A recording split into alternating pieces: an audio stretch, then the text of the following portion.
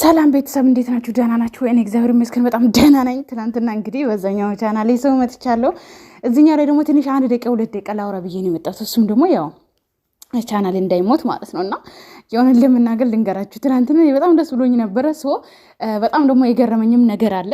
የገረመኝ ደግሞ የትኛው እንደሆነ ታውቃላችሁ? ሩታ መፈለጓ ማለት ጥቁር ለብሳ መርዶ ልትናገር እየዞረች ነው የዋለችው። የሆነ ለመናገር በጣም ነው ያዘንኩልሽ የኔ ቆንጆ። አይዞሽ እሺ፣ ያጋጥማል አንዳንዴ ማለት ነው። ልክ እንደ ሄርሜላም እንደዛ ነበር የሆነችው። ምክንያቱም እናንተ እርስ በራስ የዘራችሁትን ነው እያጨዳችሁ ያላችሁት። ገባችሁ አይደለ? ምክንያቱም ሄርሜላን እንደዚህ አብርሽን አሳዩኝ እያለች እየለመነች ነው ኤፍሬም እየተጫወተባት የነበረው ማለት ነው። ለምኝኝ እግሬ ምናምን እያለችው በዛ ልክ እየተጋለጣችሁ እንትን እያለችው ነበረ።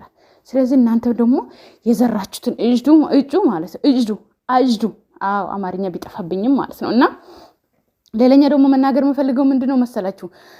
አብርሽ ሩታን ፈልጎ እንዳልመጣ ወይም ደግሞ ሩታን መርጦ ልጄን ሚስቴን ብሎ እንዳልሄደ እንድታቁልኝ ይፈልጋሉ። ምክንያቱም ራሳቸው ተናግሯል። እንዴት እንደተናገሩ ታውቃላችሁ? ትናንትና እውነት አብርሃም ሩታን ፈልጎ ሚስት ፈልጎ ልጄ ነው ብሎ አምኖ ሳይታመም በትክክለኛ በራሱ ሩታ ጋር ቢሄድ ኖሮ ኤፍሬምና ሩታ ጥቁር ለብሶ አብርሃምን እየፈለጉ አይውሉም ነበረ። ልንገራችሁ በዚህ አጋጣሚ። ገባችሁ አይደለ? በዛኛው ቻናሌ ተናግሬያለሁ ትናንት። እና ምን ለማለት ፈልጌ ነው?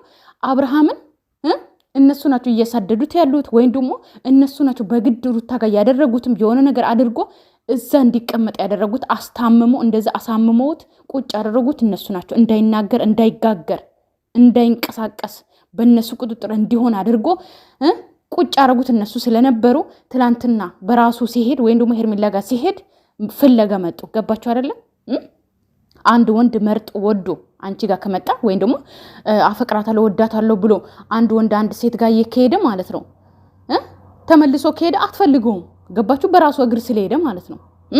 ስለዚህ ሩታ አንቺ ወስደሹ በግድ ስለወሰሹ ፍለጋ ጀመርሽ፣ ጥቁር ለብሰሽ ጥቁር ኩፍያ አድርገሽ ማለት ነው። ገባሻ? ስለዚህ እስቲ ቁጭ በይ ቤት ውስጥ እጅሽን አጣጥፈሽ ቁጭ በይ። ፈልጎሽ ይምጣ። ልክ መጀመሪያ ፈልጎኝ ነው የመጣው አይደል ያላችሁት? ሉሌን ሊያይ በመጣ ሰዓት ምን እንዳደረጋችሁት አናቅም። ፈልጎኝ ነው የመጣው፣ ወዶኝ አፍቅሮኝ ሚስቴን ብሎ ልጄን ብሎ ነው የመጣ አይደል እያላችሁ ያላችሁት አንቺና ኤፍሬም። ስለዚህ ቁጭ ብሎ ይምጣ። ለምንድን ነው የምትሰቃዩት? ለምንድን ነው የምትዞሩት የምትሉት ማለት ነው? አንድ ወንድ አፍቅሮ ከመጣ ይመጣል። ስለዚህ ቁጭ በቤት ውስጥ መዞር አይጠበቅባችሁም። ገባችሁ አይደለ? መዞር አይጠበቅባችሁም። እና አይዟችሁ ያጋጥማል ለማለት ፈልጌ ነው። እና ትዝታ ተቃጠ እያላችሁ የነበራችሁ ሁላችሁ ማለት እኔ በዛ ሰዓት አልቃጠልም ነበረ። ገባችሁ? ሎርማኑ ለኔ ምንም አይመስለኝም። እናንተ ግን አሁን እየተቃጠላችሁ ስለሆነ ማለት ነው ሻወር መግባት አለባችሁ በእያንዳንድ ሰከንዱ ማለት ነው። በጣም ሰውነታችሁ በጣም ነው እየተቃጠለ ያለው።